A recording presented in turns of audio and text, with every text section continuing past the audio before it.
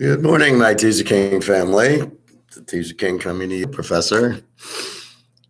Saturday morning, November 19th. Getting ready for football today. Just a second.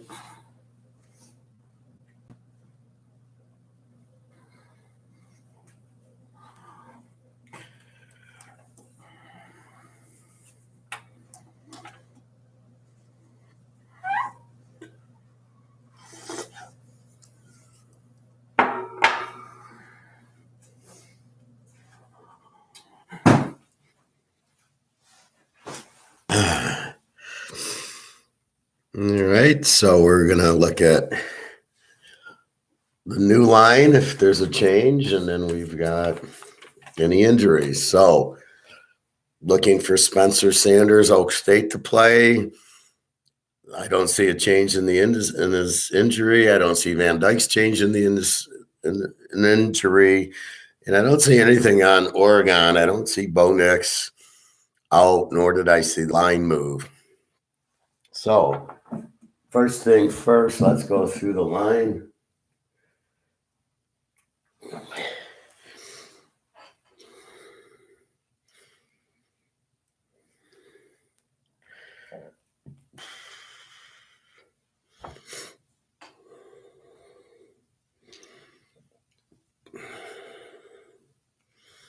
So I'm going to refresh it. So as of 10:30 today, this is Saturday's line. UCF 15.5 over Navy. And 52, that line hasn't moved. Florida State 23.5, 52.5. Down from 24.5, and then 52 went to 53. So a little bit on Lou Lafayette, I guess. Pitt 6.5, 49.5. That's down from 7.5. So some Duke action. 49.5 didn't change. Michigan State 11.5, 46.5. Went from 11 to 9.5 back to 11. So must be some sort of injury, not injury. 46.5 is the over under. It's cold here. I don't know that'll matter because Indiana is pretty weak. Liberty 9.5, 46.5. From 9.5 to 10.5 back to 9.5. So again, they're monkeying around. 46.5 stayed. Michigan 17.5, 41.5. That went from 41 to 40.5 back to 41.5. Purdue 17.5, 44.5.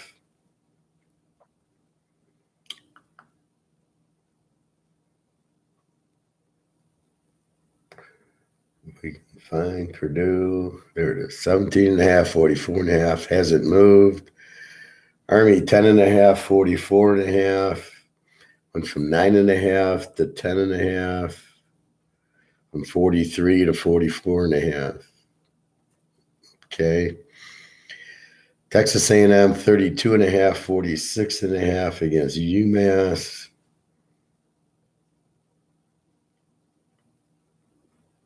No, we gotta find out. I love how they get it out of order for you. A little more confusion. All right, 33.5 goes down to 32.5. And 46.5 down from 47.5. Vanderbilt, Florida, 13.5, 57.5. Went down from 14.5 and then 57.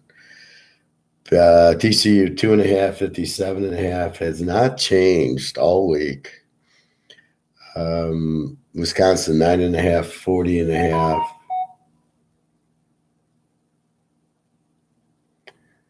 40.5. I'm sorry. Wisconsin 9.5, 40.5. That went from 39 down to back up to 40. 9.5 is what it was.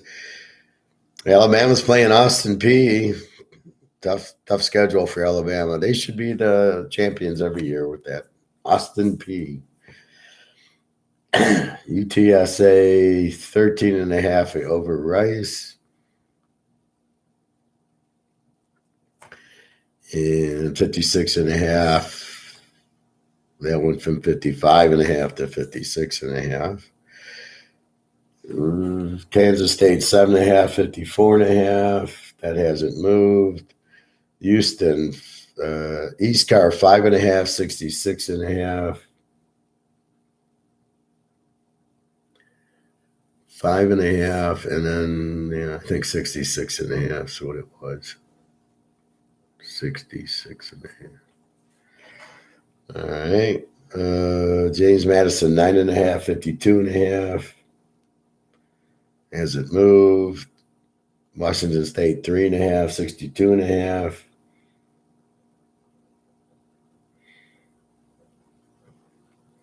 Three and a half, 62.5 hasn't moved.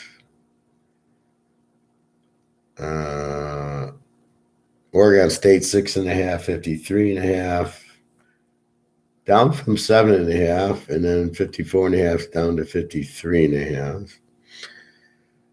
App State 16.5, 50.5. So it went from 14 to 16.5 and 50.5. Notre Dame 20.5, 42.5. That's fine. Penn State 19.5, 44.5.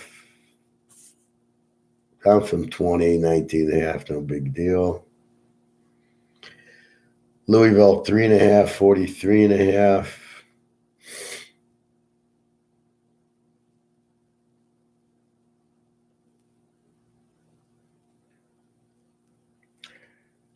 We got to find them. This was a problem yesterday, I think. I think they're on page 3. Yeah, there they are, page 3.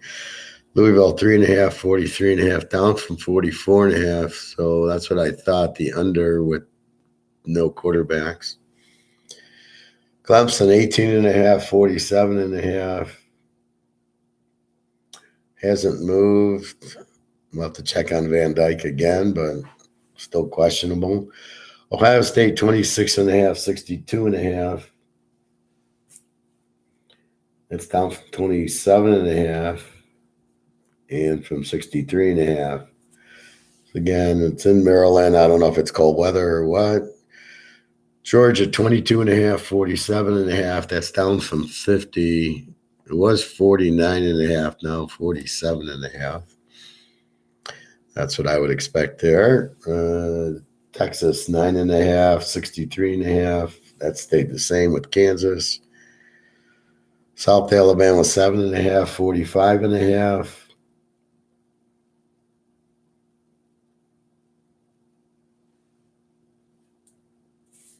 Okay, that stayed. Troy 14.5, 47.5.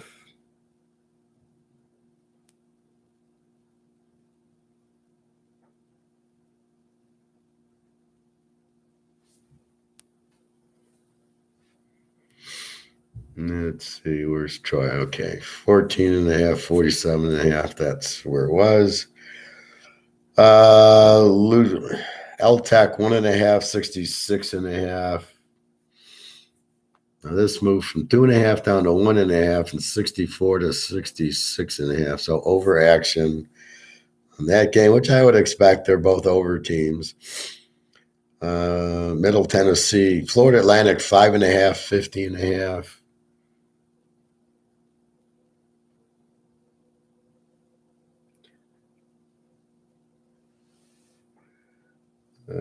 Florida Atlantic, where are you, boys? There they are. Florida Atlantic, 5.5, 50.5. That hasn't moved. BYU's playing Dixie State. I never heard of that one. That must be in Texas somewhere? Cincinnati. Hey, Greg, John. Should I take UConn over Army? Well, you're talking with your heart there. That's kind of a dangerous way to play because you're a UConn guy. Let me get to that in a minute, okay? Cincinnati 16.5, 49.5. That went from 54 down to 50, down to 49.5, as I would expect with the Cincinnati, the good under team.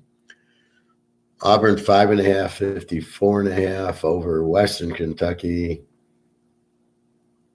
And as I said, I like Western Kentucky. I think it's a very live dog. 5.5. The 53 went to 54.5. So money going on the over for some reason. I don't see this as an over.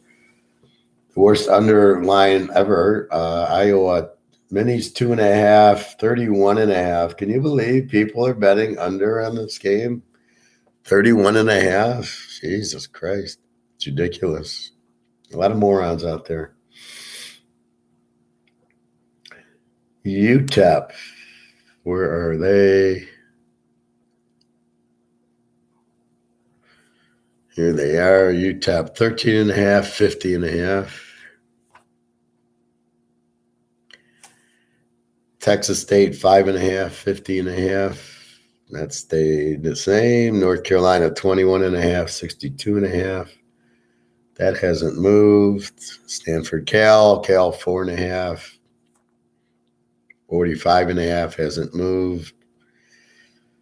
Marshall 6.5, 52.5.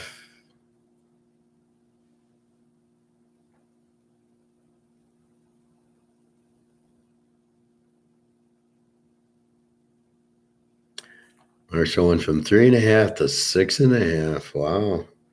52.5 down from 54. So Marshall does play a lower scoring game. Iowa State 3.5, 47.5. That hasn't moved against Tech. Tennessee 21.5, 66.5.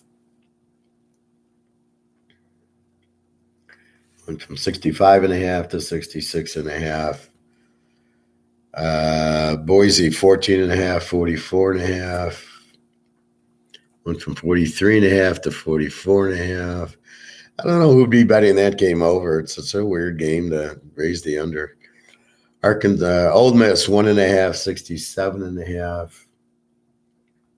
Down from 2.5.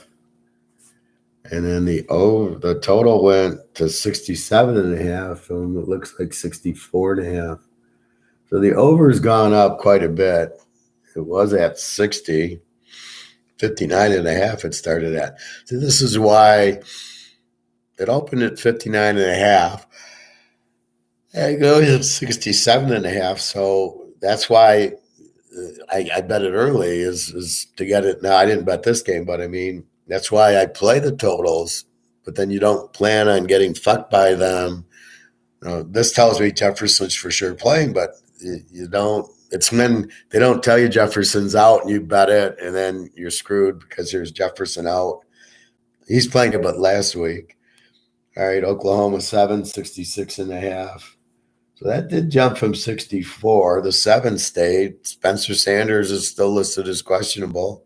It's a 7:30 game. So again, this is such a lock if Sanders plays to go over, and or you could almost lock it plus 13. I mean, Oak State's live in both of them, but again, without Sanders, you don't know what to do with it. It's probably an Oklahoma play because their backup's terrible.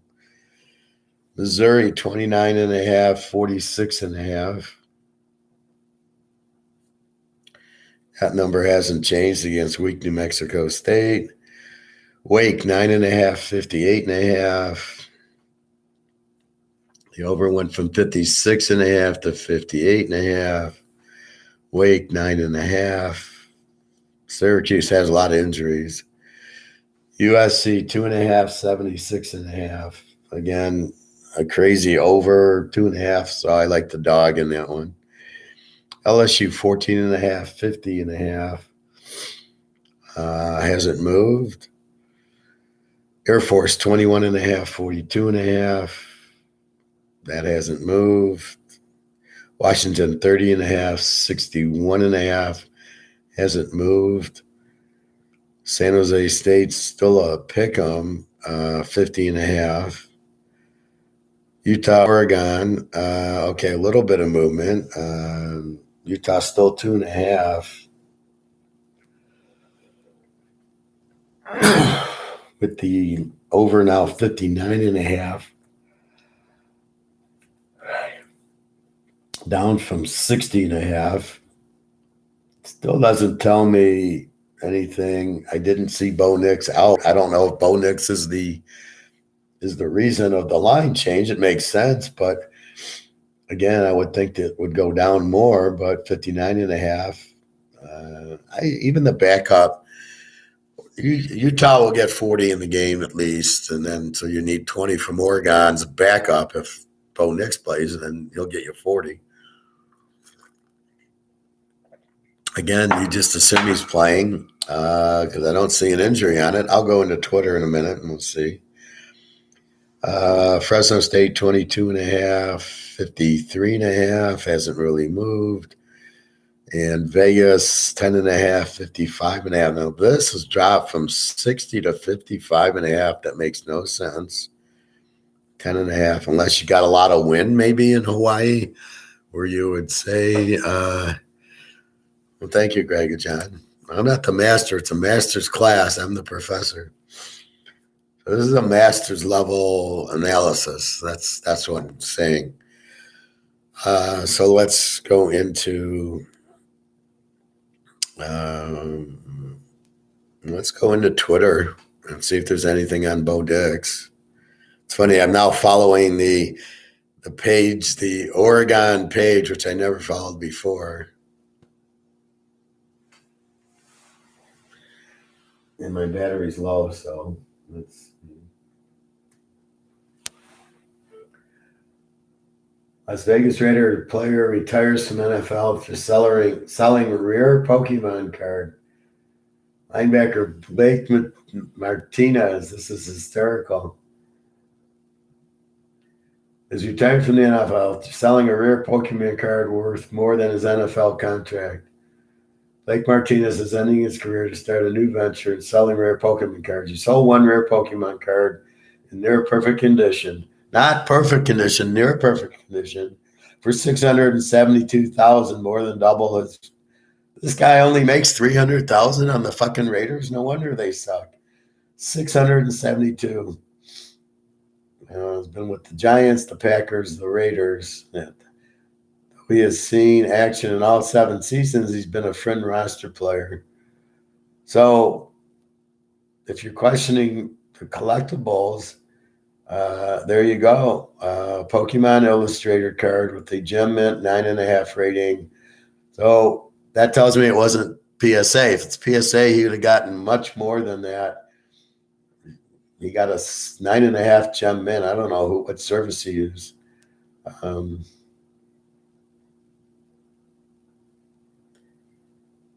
So he's looking at rare cards. So he thinks he's going to find rare Pokemon cards worth $1 million and buy them, what, cheap? Like, really? So he probably bought this one years ago, and it's turning out to be worth something. But that goes into our line of thinking of buying assets. It goes up to 672. What do you think our Mantle card's going to go to, our Bobby Orr card? What do you think gold's going to go up to? And what did he do? He didn't walk into the grocery store with the card and say, give me groceries. He sells it for currency. Now his next move should be to take the 672 and go buy 500,000 worth of gold, and he could then turn that into $5 million. But he doesn't understand that. I mean, this is a guy with Pokemon cards after all. All right. So let's get into Twitter. And let's see if we can find anything on my injuries site and on scores and odds. I don't see anything. Hey G, did you already share any free picks? Sure, G. You can email me for that if you want. The free pick today is the Oregon Utah over.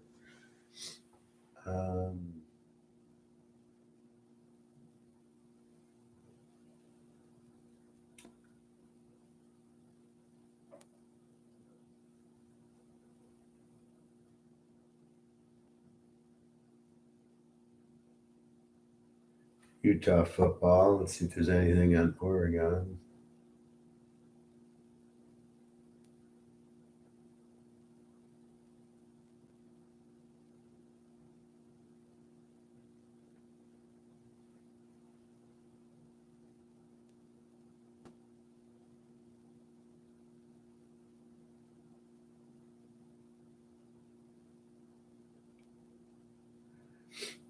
Oregon football. And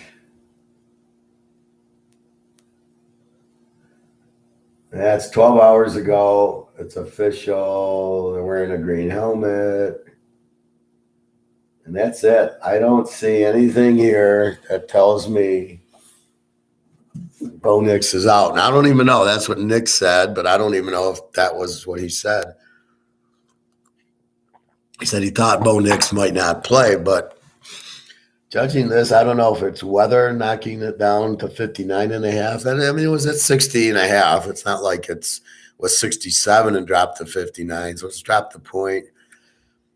It's unusual in a game with these quarterbacks that it's so low. I mean, fuck 53.5. Even without Bo Nix, I think they get it. Oregon's the type of team that's going to score anyway with whoever they put. It's like Alabama, right? You can put Hurts in, he runs all over, or like at Oklahoma. And then you put in, Kyler Murray, he runs all over. All he wanted was fast quarterbacks. And then Alabama, Tagliavua was okay, and then Hurts comes in, no difference. Mac Jones comes in.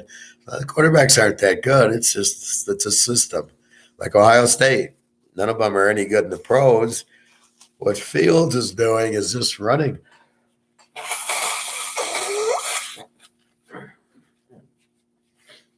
What Fields is doing is taking advantage of weak defensive coordinators' inability to understand you blitz them. That's all they're doing. They're laying back, and then when they do blitz them at the end of the Lions game, what did he do? He threw an interception and then took some sacks because he can't read the defense. So how is he scoring? Because he's running.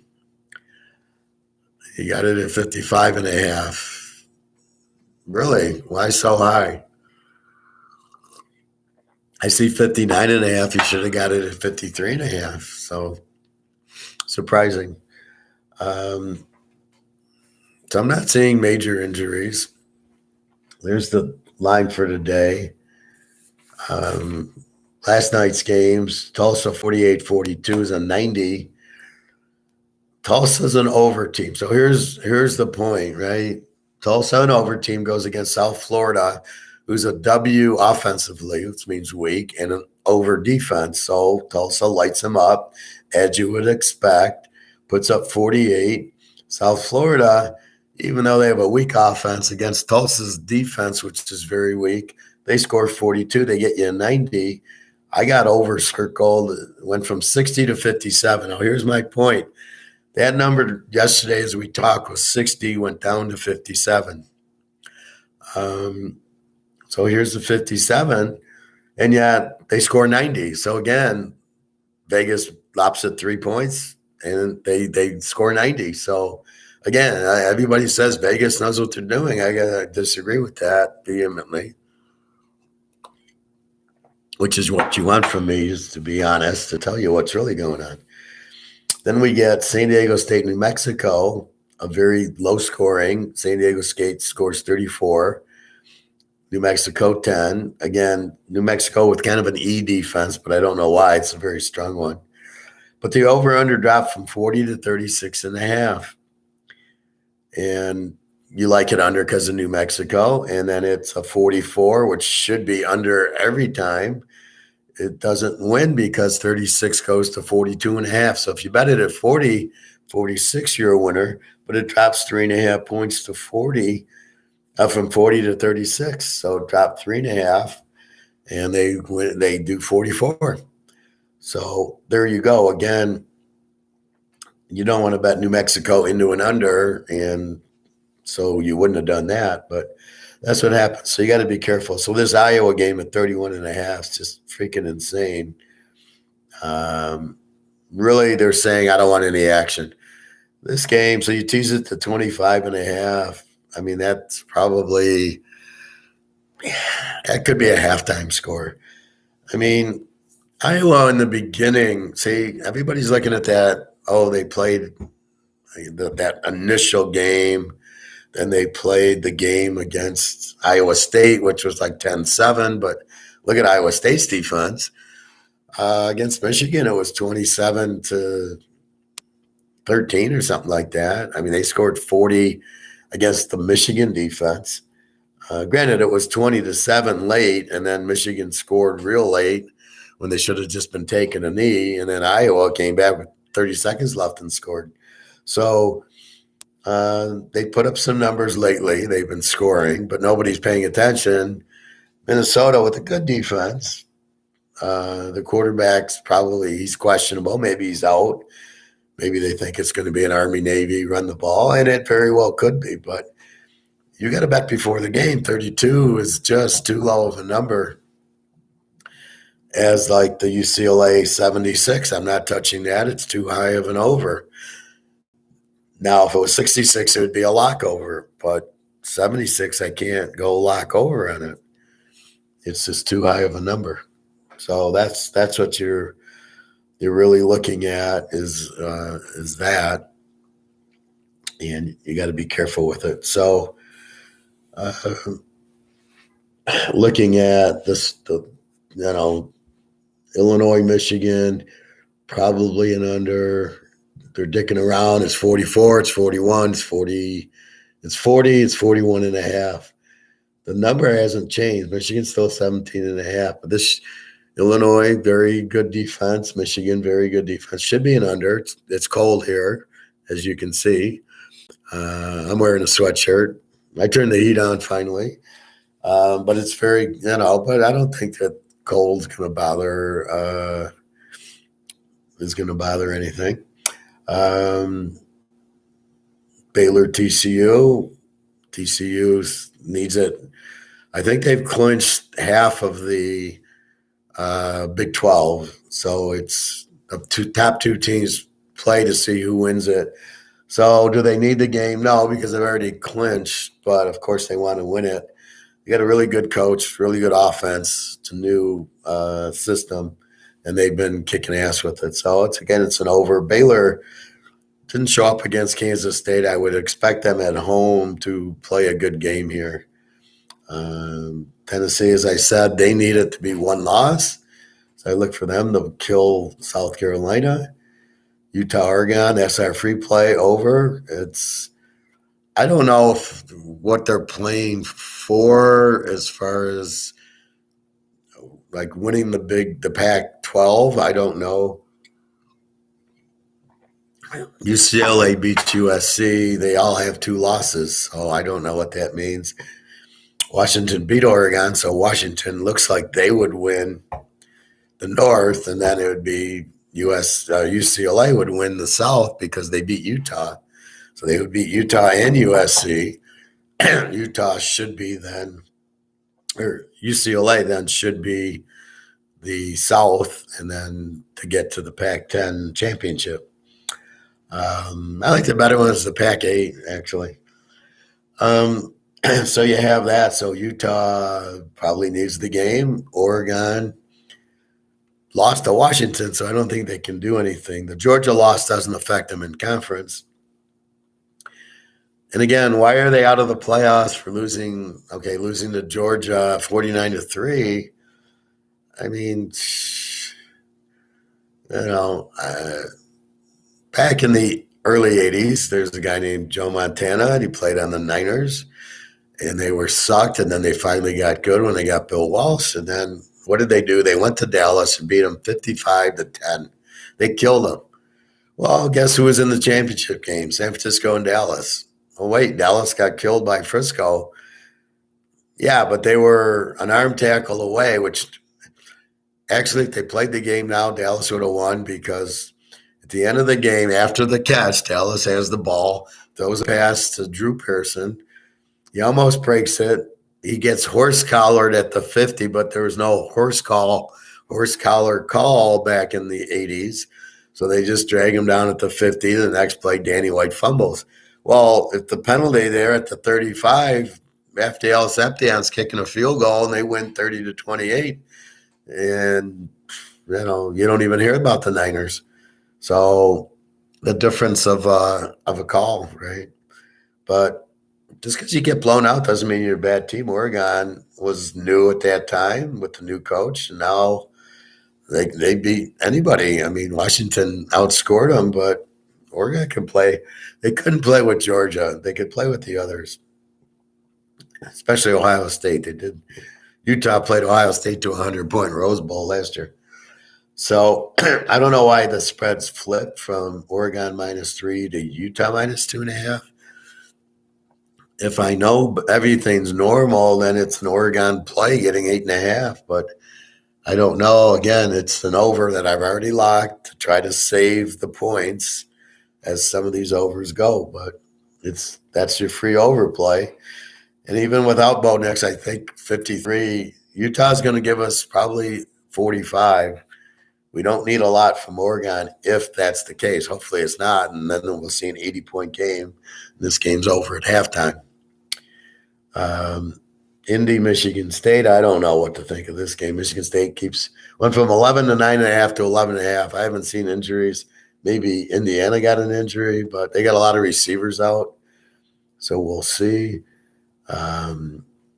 Iowa, Minnesota, as we talked about the under. Ohio State, they don't really need the game. Their need is beating Michigan next week. They get into the playoff, and they'll beat Iowa. They already killed Iowa. So they don't necessarily need it, but they'll kill Maryland anyway. K-State, West Virginia. I think K-State needs this game to get into the playoff, into the Big 12 with TCU. TCU beat them, but K-State's beating everybody, and they got Kansas next week, which will be a huge game. But K-State, I think, needs to win. I still think it'll be a low-scoring game because they got a terrific defense. They're right there with Iowa State. It's funny when you look at conferences, you see what match?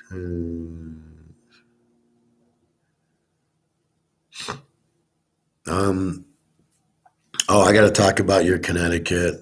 Let me finish my thought. So if you go in each conference, there's always these over teams and there's always these under teams. Like Iowa State and Kansas State are kind of the under teams in the Big 12. And then we got Baylor, Oak State, Oklahoma, Texas, TCU, Texas Tech. They're your over teams. And it's like that in every conference.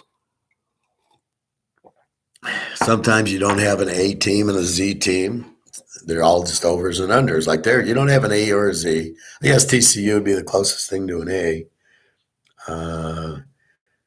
Do I have them as an A, TCU? No, I have TCU as an over team. They score a lot, but their defense isn't great. And that's what's perfect betting over unders.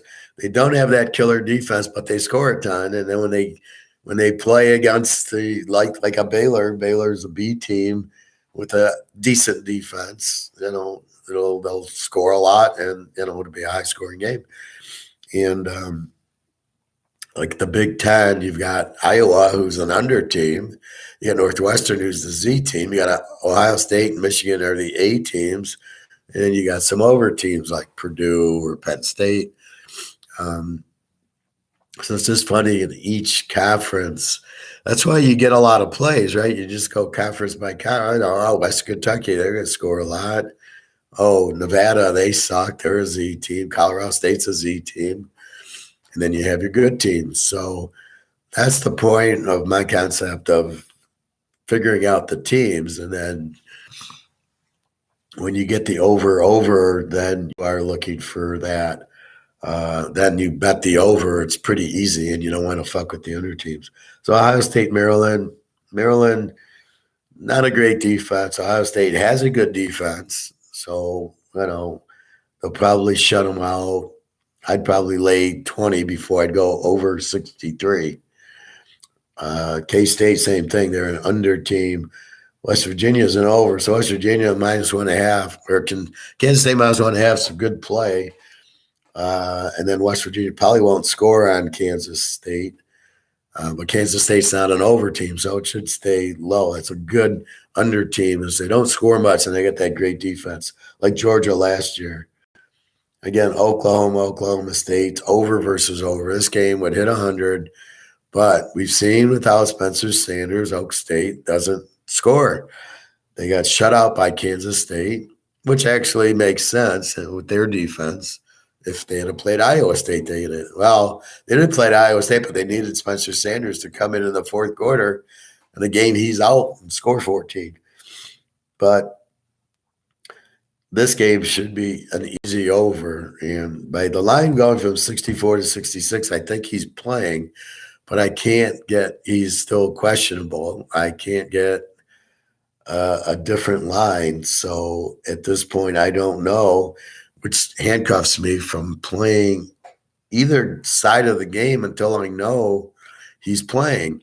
And if I know he's playing, then it becomes you can lock the game with Oak State in 13, or you can lock the game with the over because Oklahoma doesn't have defense and they have Gabriel. So they're going to score a lot. Oak State can keep up with them with Sanders, but without Sanders, so they're a live dog, and without Sanders, they're not. So this is why it's very, you got to bet the quarterback and you got to look at the injuries. All right, Greg, you want to know about UConn Army. I got UConn as an under team. They got a few injuries. Army is more of an over team, actually, but they've been playing a lot of pass-happy teams. Coastal Carolina with McCall, and then UTSA, Frank Harris, Wake with Hartman. So they're giving up a lot of points, but look who they're playing that they're giving them up to. This spread went from – my spread was Army 7. It was started at 9, went to it's at 10.5. Over-under is 44. Well, Connecticut's been playing well. Let's look at Connecticut last week. They beat somebody, surprisingly. Not surprising they won, but this was a game you didn't think they'd win.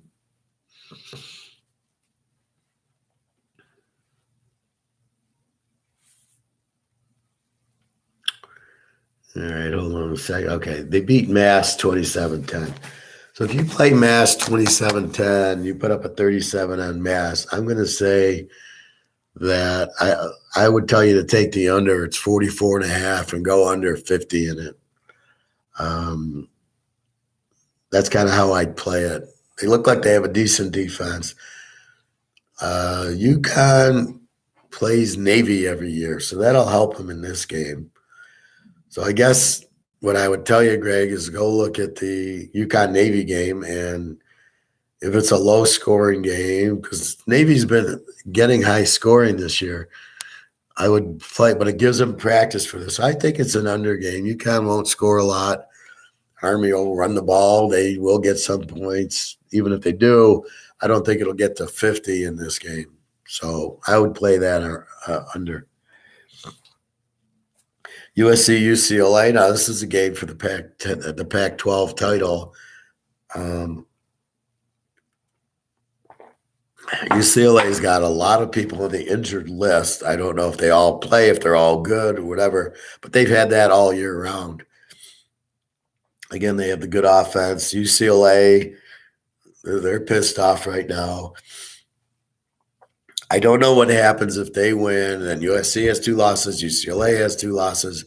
UCLA beat Utah, Utah beat USC, UCLA beat Washington, and Utah. They lost to Oregon. So it's a real clusterfuck. They lost to Arizona. So I'm not sure. I like the dog in this game for sure. UCLA has the dog, beat Washington and beat Utah. And they're playing this game's dead even. I'm taking whoever the favorite is, the dog is. The over 76.5. Do I think it gets to 70? Yes, but it's such a high number, I don't think I can do it. 68, this would be a lock 62 in a heartbeat. This wouldn't even be, this would be like a 50 unit lock. But at 76, it makes it extremely difficult to pull the trigger and go, okay, we'll go 70 and a half in the teaser. Now that's, if you think about it, it's 38-35, which I guarantee you're going to get. You're going to get in the 40s in this game. The only way you don't is if UCLA runs Chardonnay like they did last week, 40 times, and he gets 200 yards because they're winning and they want to keep the ball out of USC's hands. This is the only way this game doesn't hit 80, which it could. If UCLA jumps on them, gets on them 24-7, maybe a few turnovers, a couple of blitz fumbles, all of a sudden they got a 24-0 lead. This game ain't getting to 70. It'll still get to 60, but it won't get to 70 because then UCLA is just going to run it and run it and run it and keep the ball away from Williams. That's what they'll do. So if the game gets one-sided, they won't get there. But I don't think that'll happen. I think this game gets in, I think this is a 45-42 game all day. But again, it's very hard to go over 70 and a half. That's my limit's like 72, and I did it last week with the Washington-Oregon game, and the game ended 71. It didn't even get to 72, but in teaser world, we were 66, so we won. That was a big lock for me, but at 72, that's it. And see, it barely got there, right? It got to 71, so I don't know.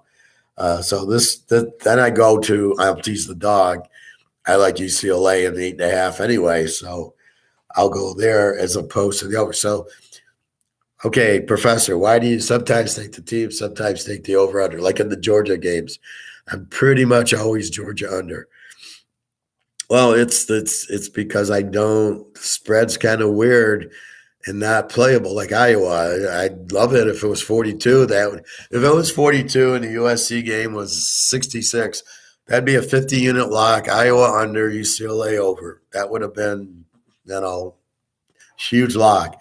But the numbers dictate, right? And the numbers are dictating. I can't go under in the Iowa game at 31.5, and I can't go over in a 76.5 game. So that's where you've got to understand the numbers. So that's why I take UCLA. Now in the Georgia-Tennessee game, I told you Georgia doesn't play 70-point games, and they didn't. But at Georgia -8, I had Georgia -2, was a better play than the under, which was great. Both of them were great.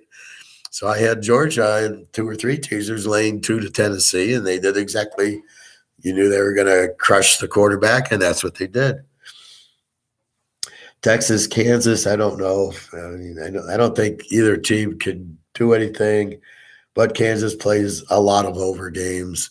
They score 40, they give up 40, and Texas is pretty similar.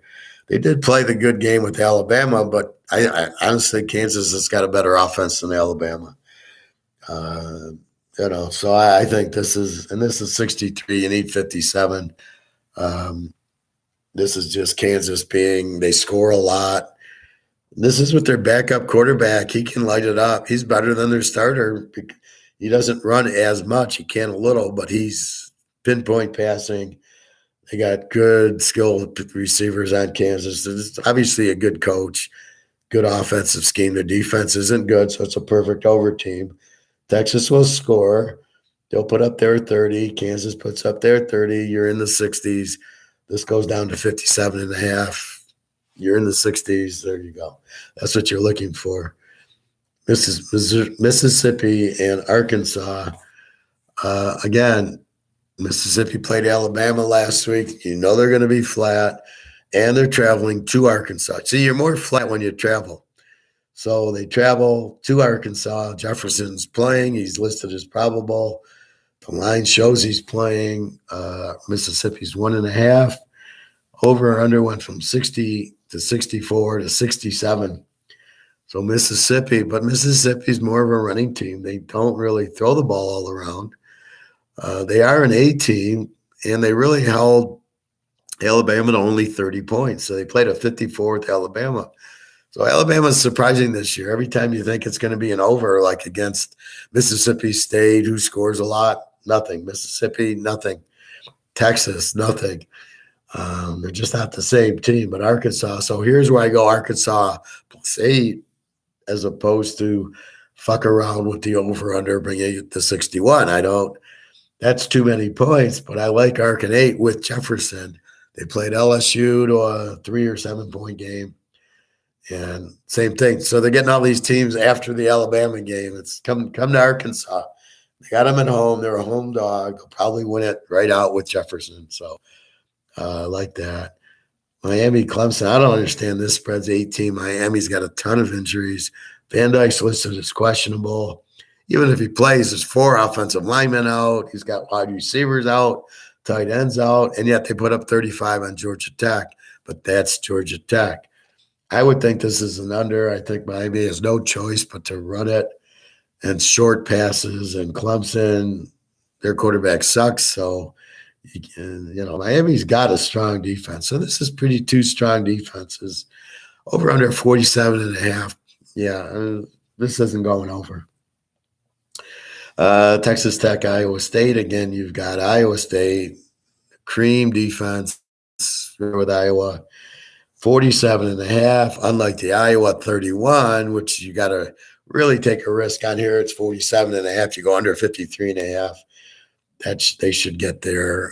They play very low scoring. They've been in the 40s with Oklahoma, with Texas, with Baylor, with Kansas, 14-11. So you have very strong defense. Their offense turns it over a lot. So, again, you're looking, and you got 53.5 with Iowa State. So very hard to get there with this strong of a defense. Houston, Houston 66.5. Again, they're an over team playing Eastcar, who does show a good defense numerically, but they played some pretty high scoring games against the thing. And this is what you got to understand in college. You could play your Hawaiis and your Division II teams and skew everything, and then you get in conference, and then you play a team like Coastal Carolina, UTSA, Wake Forest, who scores a lot, and that skews your numbers. So now, like Army, they're an over team. Well, are they? Maybe against passing teams, but not against. You watch the Army-Navy game will not be high scoring. I guarantee that. That's always a lock under as long as it's 40 or more. So again, this should be an over at 66.5. You go to 60, this will be a 30-point game. You're not going to stop Houston from scoring, and Houston can't stop anybody from scoring. Eastcar has Ehlers. They got a good quarterback and a good offense. They'll score. So to get into the 30s for each team is very, very doable. Cincinnati, Temple, and I noticed Cincinnati's line go from 54 to 50 to 49.5. So a lot of under action going on this game. This at least makes sense. The 54 to 50 doesn't make sense, but the 50-49 makes sense. That's betting action. The 54 to 50 is not betting action. That's just Vegas playing their bullshit. Cincinnati's laying 16. Temple's been scoring lately, but not against this type of defense. It was South Florida and then Houston, right? So I think I locked it over Houston Temple last week, and I won it. And I was like so proud of myself locking a Temple over and winning it. So Cincinnati here, much different team than Houston. Houston scores, has no defense. Cincinnati doesn't score and has a killer defense. So look for this to be under game. The Army game, I told you, go under with it. Duke and Pitt, this game's even. I don't quite get. I have Pitt -4 because they're at home. The line was 7.5. I bet it there. I like Duke as the dog. I think Duke wins the game outright. They look very strong against a good North Carolina team and against a good Miami team, although they knocked out Van Dyke and they got some points off of turnovers. But this is a very good Duke team. And, they're a very strong dog here. I don't understand the over going from 53 to 49.5. Doesn't make a whole lot of sense here. So not sure what to think of that, but I like this is where give me the Duke in the 13 more than the over under. So there's only one game that I kind of could go either way with, and what was that game? I think it's that Oklahoma Oak State game. If Sanders plays, I could take Oak State and I could take the over. I could go both teams, and I might if he plays. I love the 13 and I love the over. But I don't love see, this is what kills me. The over 64 goes to 66.5. Tells me he's playing, but the line doesn't move from 7. It should move down to 4. So I'm really confused why the total goes but the line doesn't move. Oklahoma is not a 7-point favorite over Oak State with Sanders. Oak State's the better team by a mile. They have much better defense. So I don't know that, but that's one of the rare ones where I could go either way. If UCLA, if the total was 68, I could go UCLA dog or over. But normally one of them sticks out. Like here, Duke in the 13 sticks out over the over. Florida's got some injuries today, but they're playing Vandy, who's really bad with a really bad defense. Florida put up 50 on A&M last week. So Florida's playing. I think Napier's a good offensive coach. I think they're finally figuring it out, and I look for them to kill Vanderbilt here. Florida State's playing very well. I think they're much better. I don't love 23.5 against my Lou Lafayette, so I'm not going to play them, but I think it's an under. Lou Lafayette's an under team. They got a good defense. I don't want to fuck with a good defensive team laying 17.5 points. I do want to play it under, though, and that would be only 53 to 59. That's a whole lot better under than the Iowa-Minnesota game. As I keep pointing out, the risk and reward, the risk on taking any of these games, it's the same reward. It's you do a 2-team teaser, it's 12 to 10, right? You bet 120 to win 100. So there's no better reward for taking Iowa under or Iowa State under, but the line of 31 versus 47 says your risk is a lot less with Iowa State at 53 than Iowa at 31 to 37, right? That could easily go over. Minnesota, yeah, good defense, but it could easily go over. Morning, Sean. General question, with all the good teams missing out in playoff, shouldn't it be expanded? How many teams do you think should get in? Well, I agree. If you listen to my other videos, I go into about a 16-team playoff. I think every conference winner should be in, and the conference championship game should be the first leg of the playoff. So in the Big Ten, if Ohio State plays Michigan, the winner goes to the title against Iowa. If Iowa wins, they should be in the playoff. But that's really where the playoff should start. And then you got in the Pac-10, whoever, in the Big 12. That way, if you win the Pac-12 this year, you deserve to be in the playoff. Are you kidding me? Oregon, Washington, USC, UCLA, and Utah. And you're going to bump each other off. You got 5 playoff teams right there. 5 of them, all of them. You tell me, maybe Washington, they don't have the defense, but Oregon and then USC probably doesn't deserve UCLA and Utah. So the only reason USC has 1 loss is they lost to Utah. They haven't played UCLA yet. And I don't think they played Oregon or Washington. That's why again, who did they play? Where UCLA played Oregon and Washington. Utah has got Oregon today. So if you win the conference, so the initial round of the playoff is the conference championships.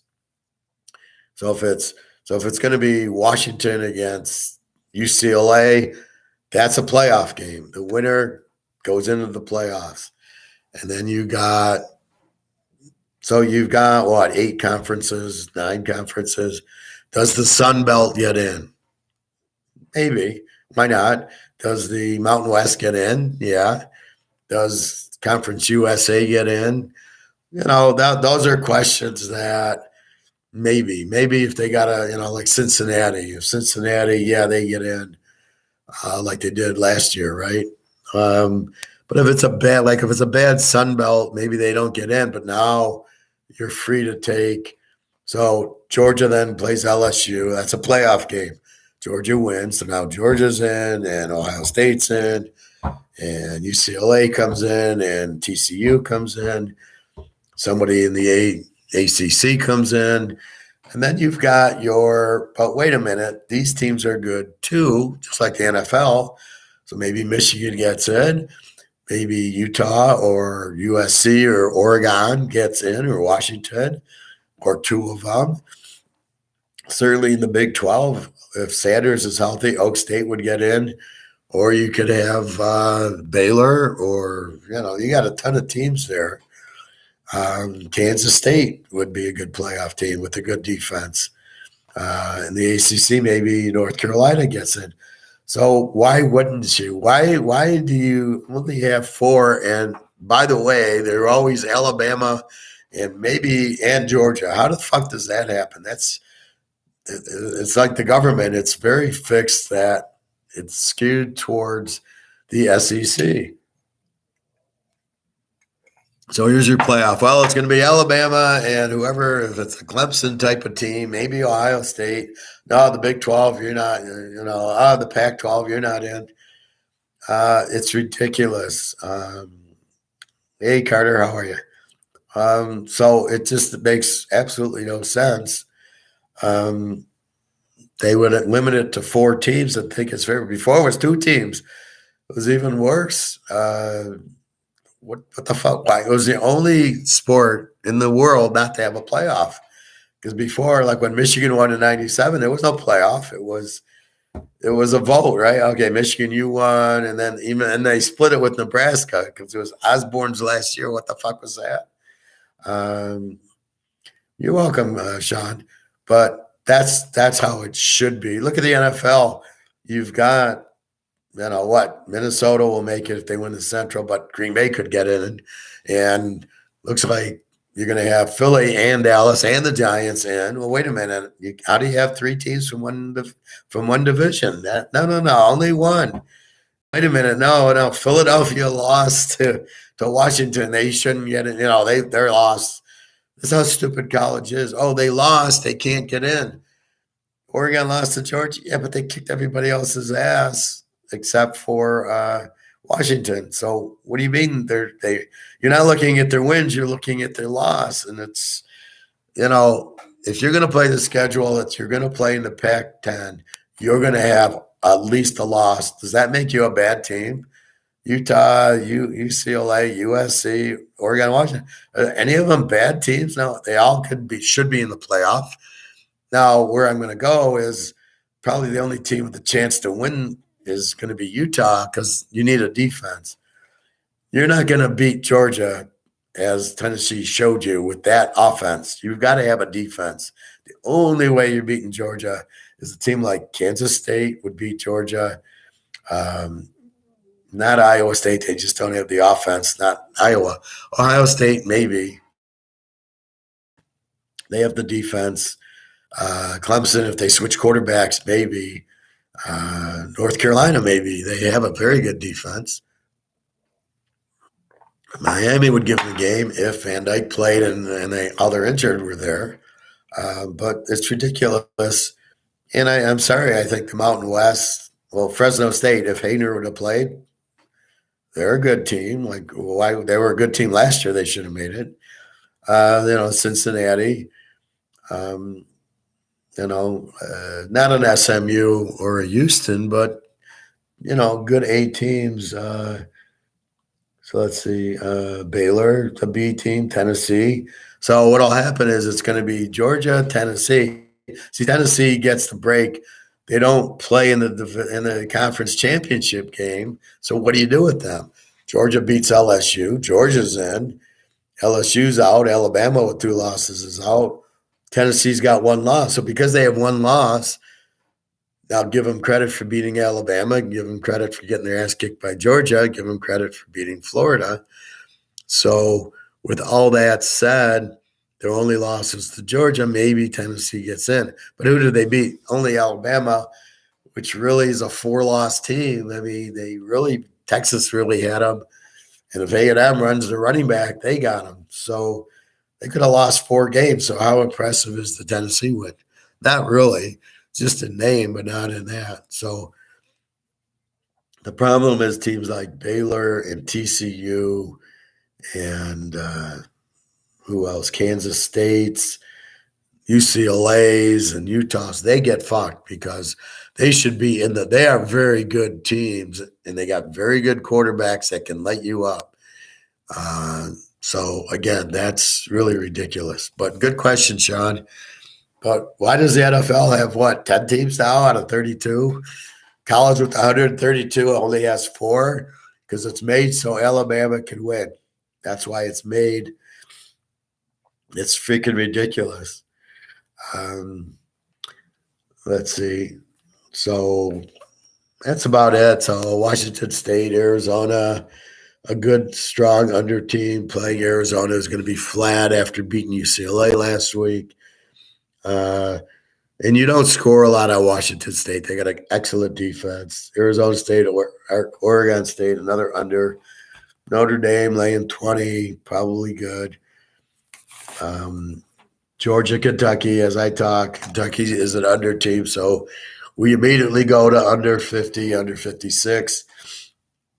On that, we don't fuck around with the 22, even though Georgia should win the game. Standard 42-0. That's a standard Georgia game, 42-0.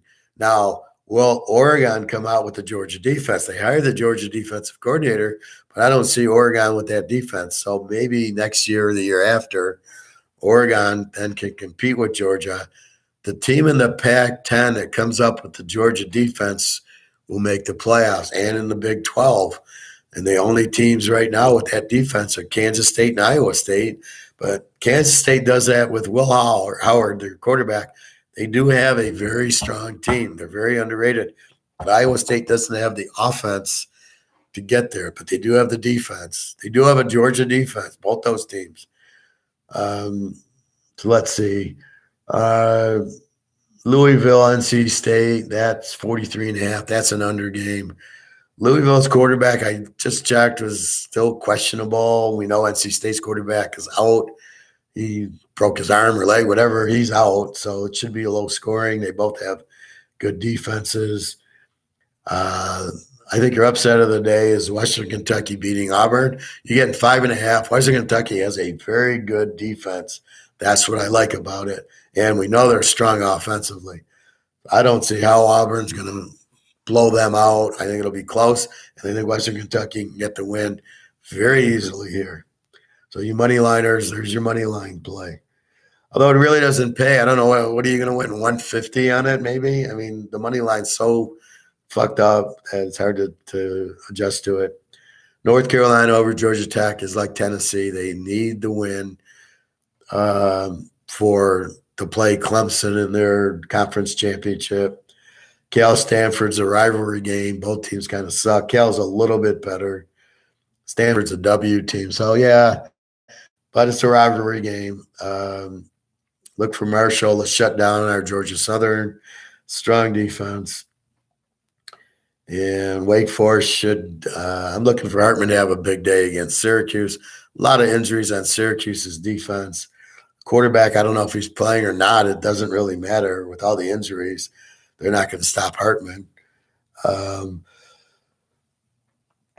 Washington against the Z team. Colorado laying 30. They'll kill him. This is Washington putting up a 50. They're going to put up 50, and Colorado cannot hang around with that. This is going to be ugly. This is one of your it's late at night, and we've won the lots with Teaserking, and now, I want a game for the nighttime. Take Washington, lay your 30, lay your 24.5, play it with the Bears over. I mean, if you need it. Or you can play with Fresno State, the other midnight game for us in the East. There's 22 down to 16. Nevada got blown out by Boise last week, like 41-3. Hayner's back. Look for that. It's a nice little go to sleep teaser. Washington to kill a Z team in Colorado and Fresno State to really kill a Z team in Nevada. You've got the quarterbacks to take advantage of the Z team. That's why, like A&M's playing a Z team, and I'm not talking about it because they don't score a lot. Here, Washington, I guarantee 50 points. And Fresno State, I'm guaranteeing you 40 points. You're laying 24, and then you're laying 16 with Fresno State. That's a joke. So that's today. Again, keep your eye. Oak State, I believe, is a 7:30 game, and I think Utah is a night game. So you have till tonight. So by 1 o'clock, keep an eye on the line. And if to me, Oklahoma will go down to 5 if Spencer Sanders plays, or your 66 goes to 68. If you see it go up, he's playing because there's no other reason to knock it up. And the same thing with Utah, Oregon. We've seen it go down to 61.5 to 59.5. So he's probably still, possibly he'll play. So that's what you got to look for. So if it goes down to 55, we got trouble in our Utah bet. But if it stays 59 or 60 or goes up to 61, we know he's playing. This looks like a game time decision, and he's not on the fucking injury list. So again, I'm in a game that I've locked, that I giving it out free, that we've bet big on, and then I'm at the mercy of a quarterback that's not listed on the injury list. And this is not the first. Spencer Sanders did it to us. Jefferson did it to us last week. We weren't sure when Oklahoma played Kansas, if he was going to play. We knew he was questionable. So we're getting questionables, and then they play. So we got to see what's happening here. So a good line for the Baylor TCU is look at the Baylor Kansas score, right? That'll give you this game. So that's what's going on. I want to talk about the gold and economics and everything. So listening to my guy, he says, well, it's about all over. They've got to get out of the derivatives by the end of the year. And then it'll be revalued, gold and silver, I guess January 1st or 2nd. That's what will happen. It is going to happen. That's why everybody's buying gold and silver, because they can't get out of the derivative, fake bullshit paper. And therefore they're actually buying the physical to protect from all the paper bullshit. So the banks are betting gold to go up. Anybody's buying gold. So keep that in mind. It will be revalued. Figure January 2nd. So figure you have until like Christmas to buy your gold and silver at these prices, and then forget about it. It'll be way up. Now I heard some guy talking about the digital dollar. Now I've already heard from our guy, there's no way it'll be a digital dollar because the banks don't want it digital. They want this. They want paper. And how are you really going to get out of digital? And this guy, he's a Keynesian talking, well, and he brings up Keynes, which sends chills up and down my back because I know this guy's a freaking Hitler. And I go, and he goes, well, he wants the government to control the money. You can't. This is why communism, socialism doesn't work. You need the market to run. The market can only run if you let the market run. You get out of the way. So I go buy an avocado. That's the market. I'm choosing what I want to buy, and if it's too expensive, I don't buy it. Otherwise, I buy it. If you go to this digital currency and you take my decisions out of my hands and you think it'll collapse in a year. If anybody even wants to I don't even want to get involved with it. I don't want the government. It's bad enough they can see what, I went to Portugal. They can see the plane ticket. They know I went. Okay, who gives a shit? They didn't stop me from going and enjoying myself and the whole thing. So I'm just sitting there. I don't know what in the world this guy's talking about. The banks, let's make it perfectly clear. The banks run the politicians. They put in office. Politicians are not going to go against the banks. The banks want dollars. That's what you're going to have. There might be digital currency, but the central bank is not set up to Chase Manhattan. It's not a bank. It's a central bank. It's made to help the banks, but it's not to go directly to the public. It's not set up for that. They'll never get there, nor do they want that. That's not what it's in place for. So that's why JP Morgan owns the central bank, also owns Chase.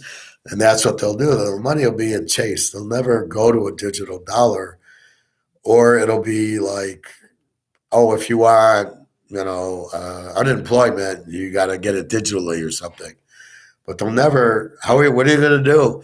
So somebody has 20,000 of these, and they're safe. What are you going to do? I'm going to go to the store and spend it, and they're going to take it. How are you going to stop all the stores from taking dollars and taking digital dollars and not debit and credit cards anymore?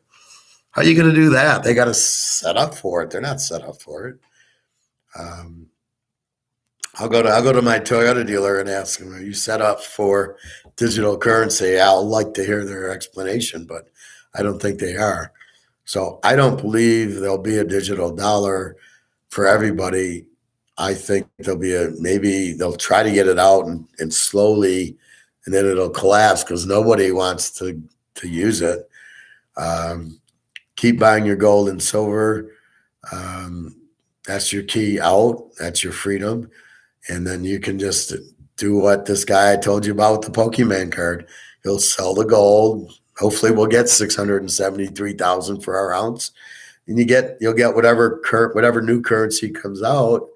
See, what this guy's talking about is they don't want competition for the US dollar, so they'll go to digital dollars. But I'm saying, no, the gold and silver is the competition, and it's going to be a very good competitor. Bitcoin, I don't know. Be careful. It's all blowing up. It's only Russian mafia, so you got to get away from it. And stocks. So what's going to happen to stocks? You own 1,000 shares of Microsoft. What's going to happen to that? How does that go to digital currency? I mean, this guy's out of his freaking mind to think you're going to get digital currency. You might get, but not central bank digital currency. I mean, that's the Keynesian view, is we want to control you. We'll let the government do it. And we know it doesn't work. That's why Russia collapsed. That's why China collapsed. Communism doesn't work. The market that's why the U.S. is successful. You must have free markets, Austrian economics. You must have that, and that works. And you can't price fix, price controls. You can't do that. Anyway, so you have about a month left to buy your gold and silver at these prices and find it. I'm off to the coin store to see if I can even get any, see what's going on. Because in Portugal, I didn't even go to a gold store. I wasn't part of it. But again, as I've explained, if you want to take gold and silver out of the country and fly with it, I took an ounce of gold and 3 ounces of silver, put it next to my wallet. I actually put it in my wallet, and then my cell phone and my belt and this. I put it in that little tray you got to go through with my shoes, and nobody said boo. I didn't hear, oh, you got gold or you got to declare it, nothing. So you should be okay. If you need to take 5 ounces to Switzerland and go get $300,000 worth because it's 50, 60,000 an ounce, you should be fine. It shouldn't be an issue, at least now. So I don't know what'll change, but I can see going to Switzerland to sell it if you need to. I don't know how they tax it because depends where you sell it at. If you sell it on eBay, I don't know. Do they tax this guy sold his Pokemon card for 600,000. Did he pay a tax on eBay? I doubt it. Is he going to put it on his tax return? I doubt it. He's not going to. It's not like stocks. You can, then they have it all in writing, the stocks that you purchased. They can give you a tax slip to the government, a 1099 or interest income at the bank. But a Pokemon sale, you can't. If I sell you guys an ounce of gold, somebody needs it, gives me $40,000 for it. That's between me and whoever. That's got nothing to do with the government will never find out, and we'll never, there's no 1099. I'm not going to issue anything to the government, or will you? So we might have to do that, but that's what's headed. So anyway, um, Russia and China are going to announce the dollar backed by gold, which is I thought was already announced. Saudi Arabia is going to announce that they're not only using U.S. dollars to pay for gas. And number three, China and Russia are going to announce they got 23,000 tons for China of gold, Russia with 15,000. And by the way, the U.S. probably has zero. So when I hear these people go, well, the U.S. has 8,300 tons, bullshit. If they did, they'd show it. Oh, they've never sold any. Bullshit. They don't have any. This was done in the 30s or 40s or whatever by FDR. That's what the Fort Knox was mandating everybody to turn in their gold, melting it and putting it in Fort Knox. Well, they haven't added anything since then, and they've been more or less probably selling it. So a lot of the things that's going to happen is they're going to revalue the debt. So when gold goes up to 20, 30, 40,000 an ounce, all these countries then get a shot in the arm because they're all buying it for 1,800. So you own a ton at 1,800. Now it's a ton at 50,000. So all of a sudden, all the countries are like, we can pay off our debt, and they'll go from there. So that's what will happen. So that's why they don't care about the debt. They're just buying gold, and it's going to go. And that's what's going to help Russia and China is all of a sudden, not necessarily Russia. They're not in bad shape because they've already got their dollar backed by gold, but China and Russia's after a lot of gold, as is India and China and Saudi Arabia. So keep that in mind, little afterthought. But anyway, good luck today. Again, keep your eye on Oklahoma State. If it pretty much stays, I don't know I guess Spencer Sanders, he played last week in the fourth quarter. Check the box score. I would assume he's not going to miss the Oklahoma game. Now, if I hear it's going to be a lock. If I don't hear it, nothing I can do. The same thing with Oregon, Utah. If we hear something, Bo Nix not playing, then my guess is we already have the play over would be to take Utah plus 3.5 because I don't see they're not going to be able to compete with Utah, so Utah will kill them, which you got 3.5, as opposed to going over under. If he does play, you're fine. And maybe the backup could score enough that it's a low over for this type of game. 60, you go 54. I'm already in. But I got to win the other half of my teaser, which is why you can't just play the under straight as a trap. You can't trap unless you pulled in the first part of the teaser. So the trap is when you win game one of the teaser. You got game two, let's say tomorrow, let's say it's the Bears. Now you've won game one, so you can't lose because if you got the Bears over and you've already won the Oregon over part of it, now you come in with, I'll play the Bears under straight, not in the teaser. So I either win the Bears over, I win the under, I've already won so I either win Oregon, Bears over, win, Oregon, Bears over, lose, but I've got the Bears under, so I win that, and I lose that, so I break even. Or I can win both.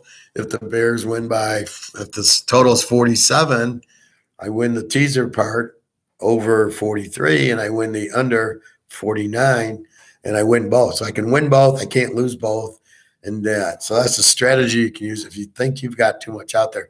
But normally, once you've won that first part of the teaser, you're gold because your second bet's already 6 points under where it should be.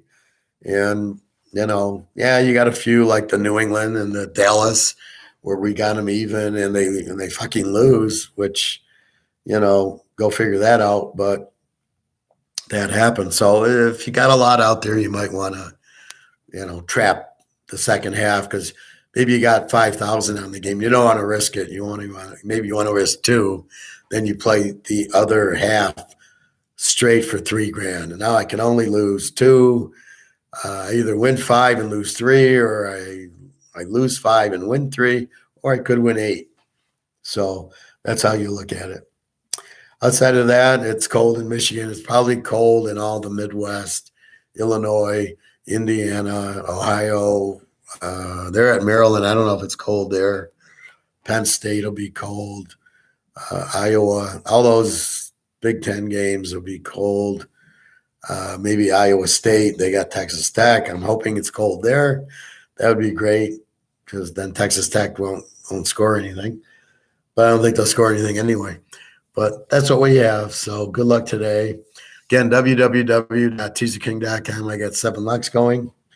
And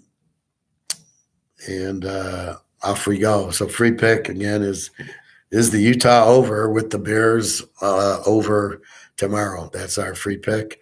So good luck to everybody. And again, www.teaserking.com. You can get my email if you have a question, like we do here. Greg wanted to know about UConn Army. Well, you can ask me that question, but I went over most of the games. Yesterday, I go over them. Today, we're looking at line changes and injury updates that we can find. All right, everybody, good luck, and I hope you all win. Tomorrow will be 11 o'clock as we do the pros, which don't start till 1. So have a good day, everybody. Thank you, and take care.